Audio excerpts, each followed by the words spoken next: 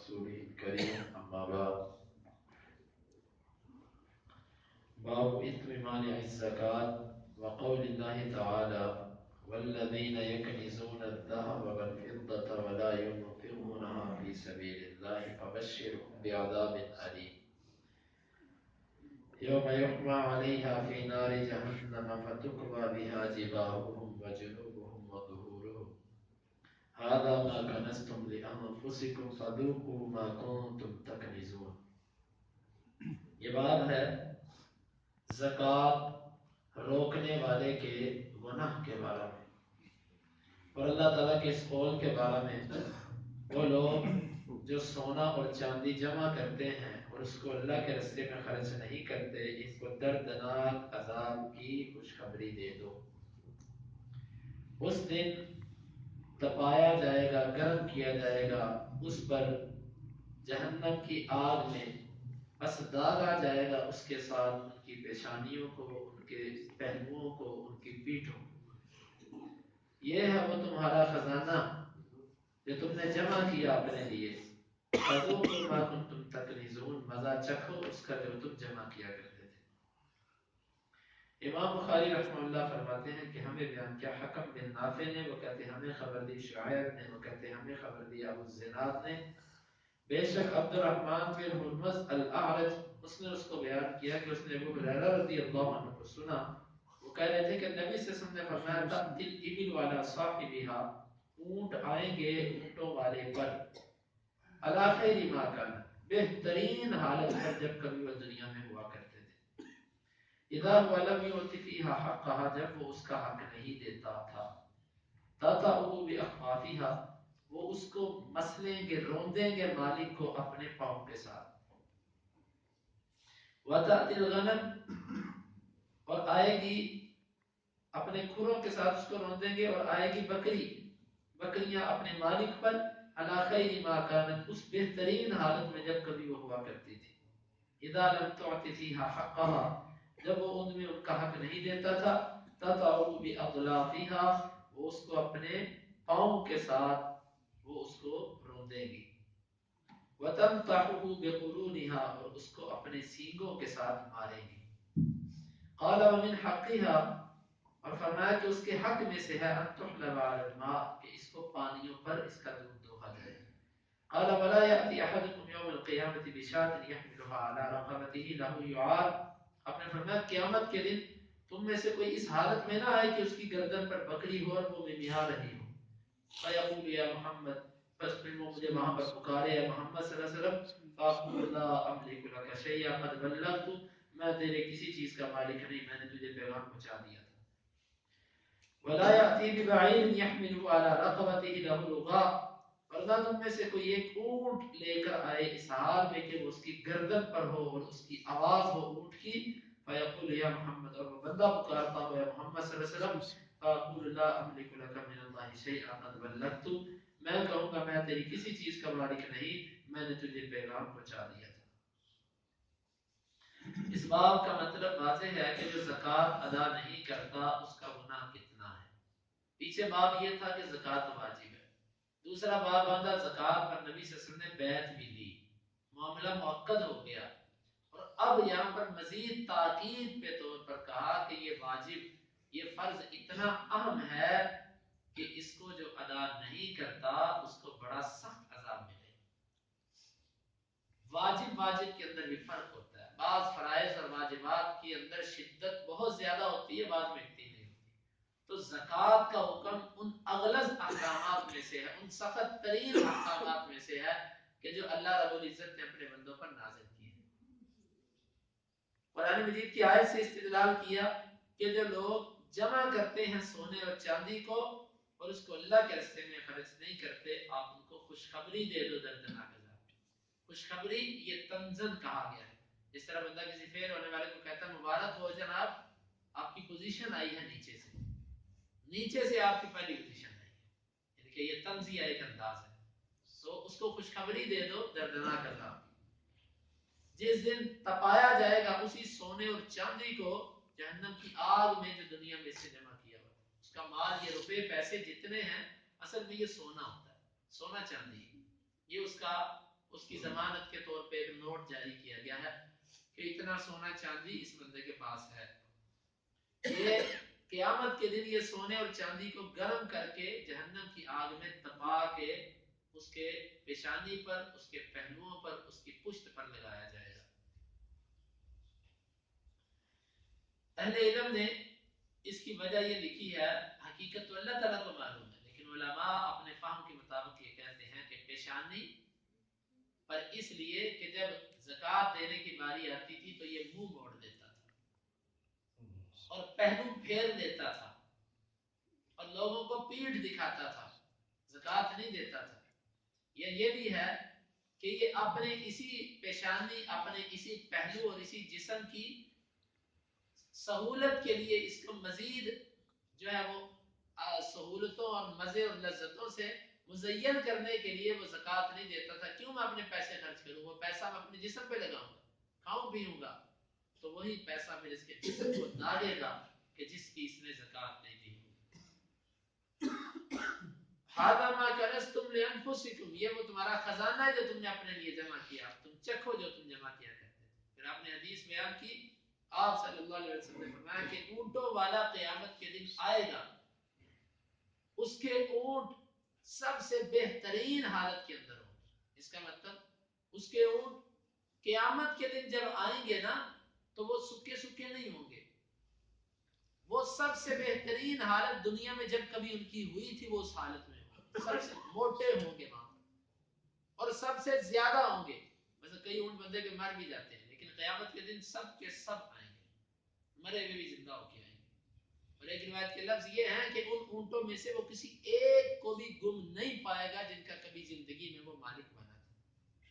وہ سارے کے سارے اونٹ ہوں گے، وہ آئیں گے اور اس بندے کو ایک چٹیل میدان کے اندر گرایا جائے گا.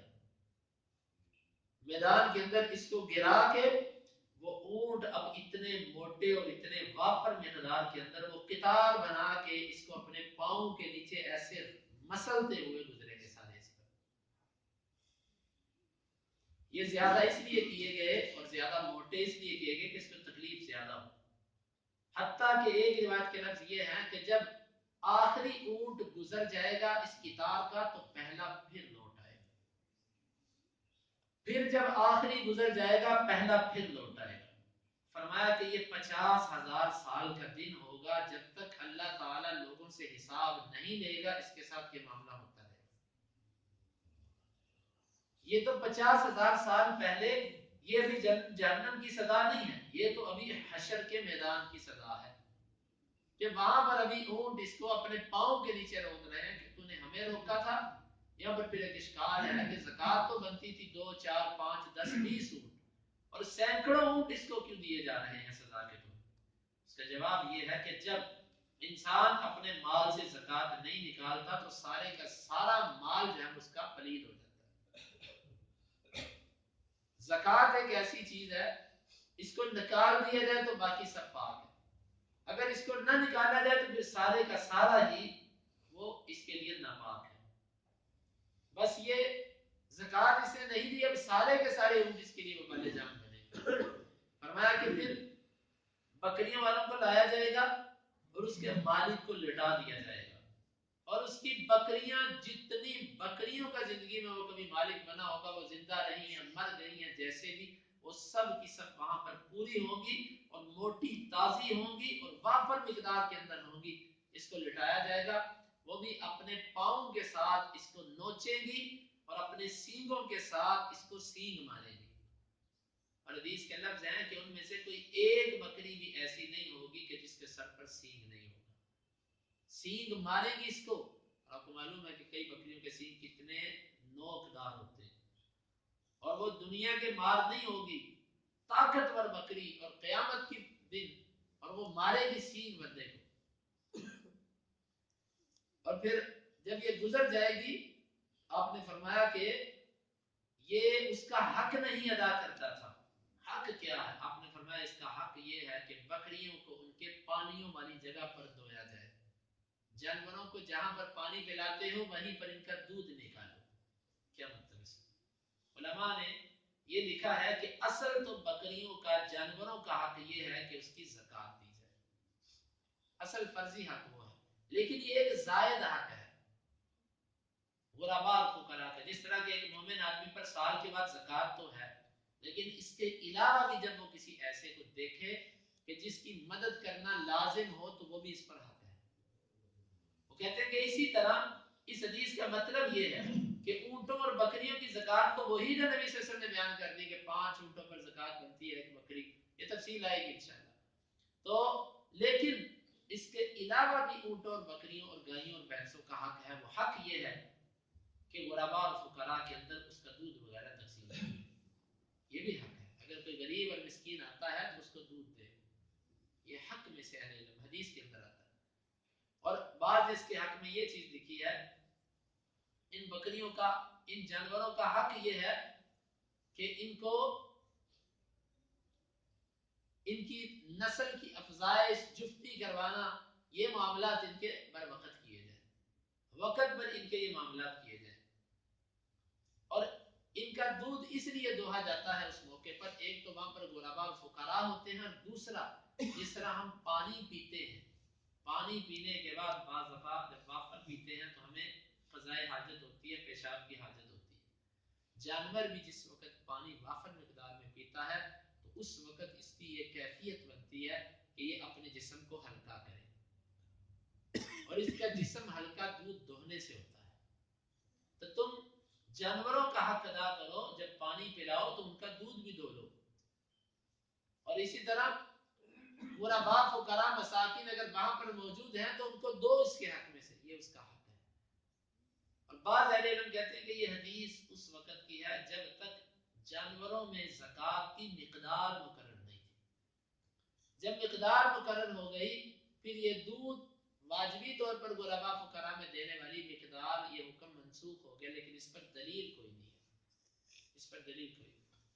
بہرحال اس میں یہ ہے اگر غریب اور فقیر اور مستحق ہے تو اس کے ساتھ اس کو دودھ دینا، لسی بھیج دینا اس کو، یہ ان جانوروں کے حقوق میں سے آتا ہے.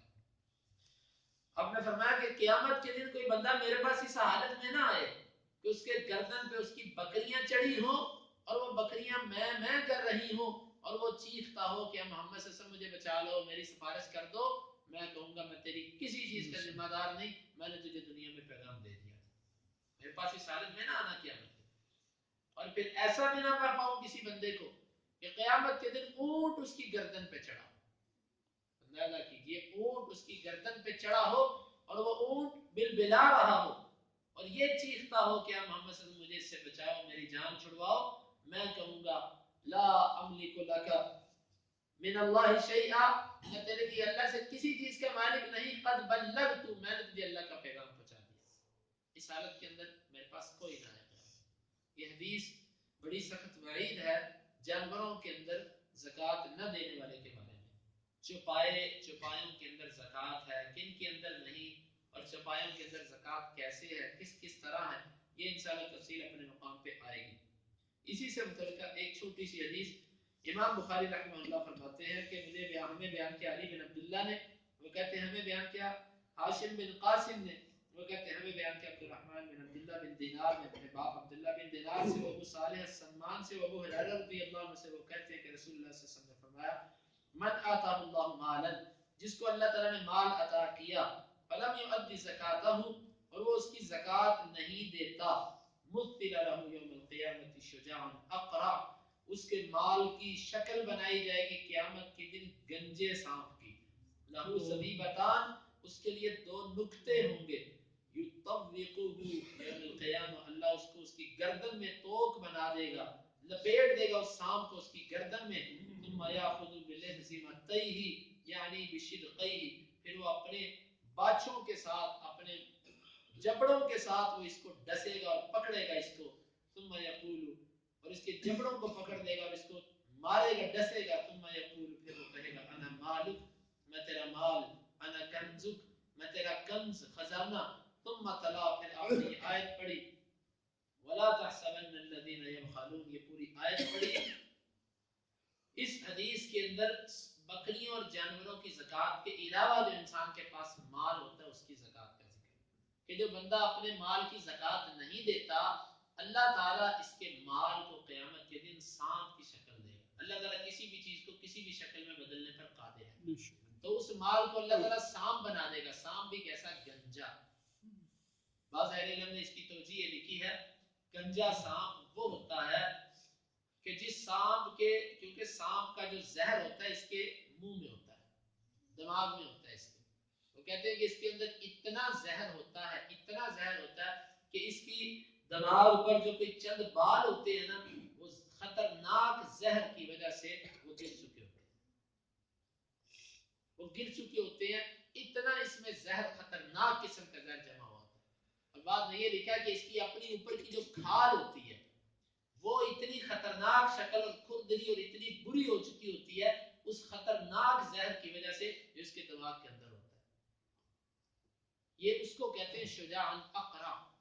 سانپ اور گنجا لہو زبیبتان، اس کے کئی معنی ہیں، ان میں سے ایک معنی یہ کیا گیا ہے کہ دو نقطے اس کی آنکھوں پر.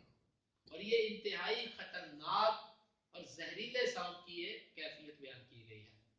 یہ اور پھر وہ انسان کے گلے میں لپیٹ دیا جائے گا اور وہ پھر اس کو ڈسے گا، کاٹے گا، اس کو خطرناک زہر اس کے اندر داخل کرے گا اور مرنا نہیں بندے نے وہاں پر. یہ جہنم کی سزا نہیں ہے، یہ محشر کے میدان کی سزا ہے. اور اس بندے کا حساب سب سے آخر پہ ہوگا. جس طرح کہ ایک روایت کے اندر آتا ہے زکوٰۃ نہ دینے والوں کو اللہ تعالیٰ ان سزاؤں میں مبتلا کر دے گا. جب ساری مخلوق سے اللہ تعالیٰ فارغ ہوگا پھر ان کا حساب ہوگا.